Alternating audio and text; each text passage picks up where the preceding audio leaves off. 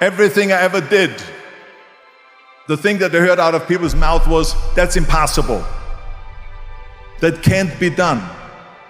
Or no. Imagine, you go from studio executive to studio executive, from agent to agent, from manager to manager, and they all said exactly the same thing. Now that's very encouraging, isn't it? But you know something? I didn't give a shit. Because I believed that I can be a leading man. I believed that I could be another Clint Eastwood, or another Burt Reynolds, or another Warren Beatty, or whatever those characters were, Charles Bronson and so on. I believed that I could be those people. I said, there's enough room on that ladder that I can fit up there. And I looked back again and learned from what I learned in sports. In my case, in bodybuilding. It's all about the hard work that you put in. I said to myself, in bodybuilding, I worked out 5-6 hours a day. I'm going to do the same thing now for acting. So whenever someone said to me, it can't be done, I heard it can be done. When they said no, I heard yes. And when they said it's impossible, I heard it is possible. Because I am a strong believer. Well, I'm going to be the one, I said to myself, I'm going to do it and I'm going to show it to them. Maybe it has never been done before. That's perfectly fine with me. But I'm going to do it. And I did not listen to the naysayers. So people always ask me, when they saw me in the gym in the pumping iron days, they said, why is it that you're working out so hard? 5 hours a day, 6 hours a day, and you have always a smile on your face. The others are working out just as hard as you do, and they look sour in the face. Why is that? And I told people all the time, I said, because to me, I'm shooting for a goal. In front of me is the Mr. Universe title.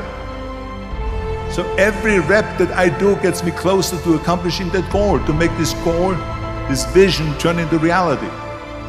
Every single set that I do, every repetition, every weight that I lift will get me a step closer to turn this goal into reality. So I couldn't wait to do another 500-pound squat. I couldn't wait to do another 500-pound bench press. I couldn't wait to do another 2,000 reps of sit-ups. I couldn't wait for the next exercise, for the next half hour of posing and all the kind of things that you have to do to be a champion.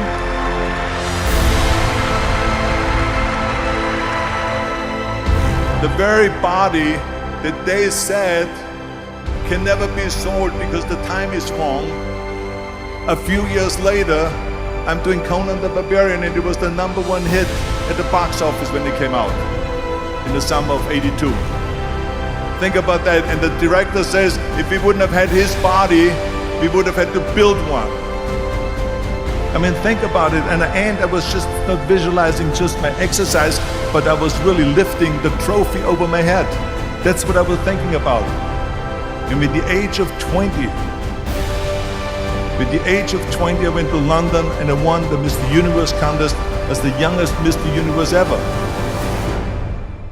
And it was because I had a goal.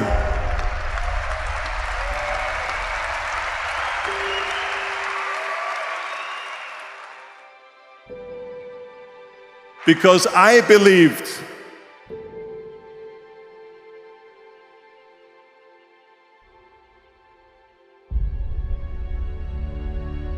.74% hate their job in America. Now, this is not much different when you come to Europe.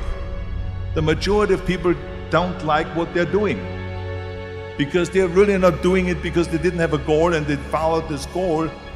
They just aimlessly drift around, and then all of a sudden there's a job opening, so they get that job because you have to work. But then when you work, it's a chore. It's work. It's not fun. So if you think about, only a quarter of the people really enjoy what they're doing in life. That is unbelievable if you think about it. So I felt so blessed that I knew what I was doing. It's like a medical student that studies and knows he wants to become a doctor. You know where to go. So I knew where to go. You see, if you don't have a vision of where you go, and if you don't have a goal where you go, you drift around and you never end up anywhere.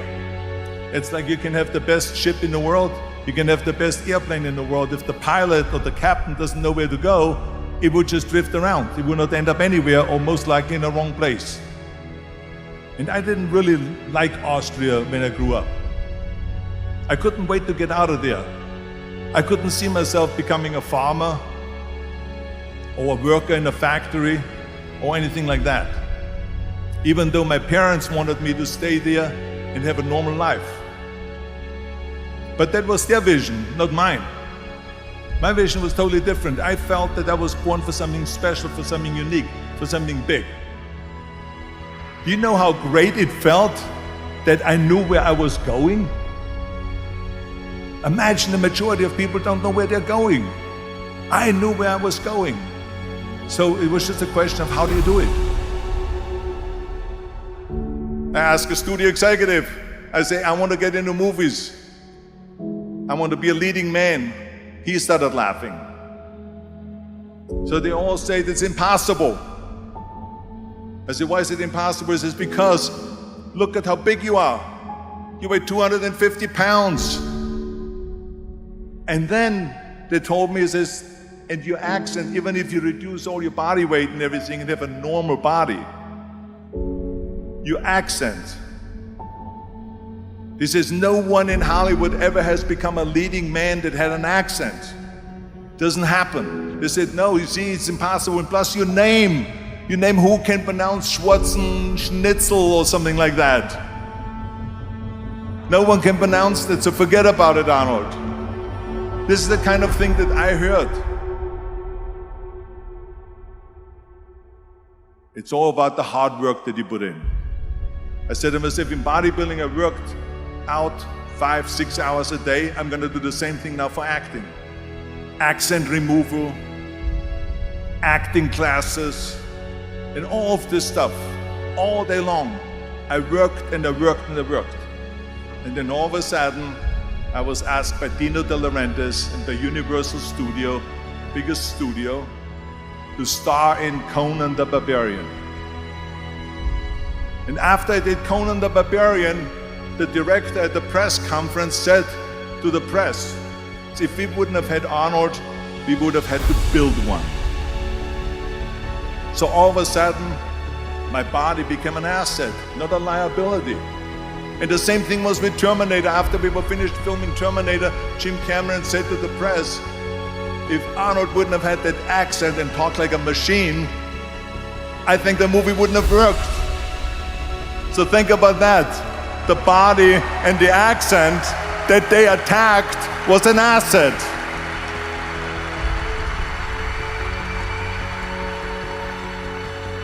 But I didn't listen to those losers. I didn't listen to them at all. Because that's exactly the way it was in politics again, when everyone said no, no, no, and it can't be done. And I became governor of California, and this is with everything like that. This is just the reality of it, is that you cannot listen to the naysayers. So this is a very important lesson for all of you. So when someone says, no, this is a stupid idea, you in your mind, you don't have to say it, but in your mind just say to yourself, you know. What do you know?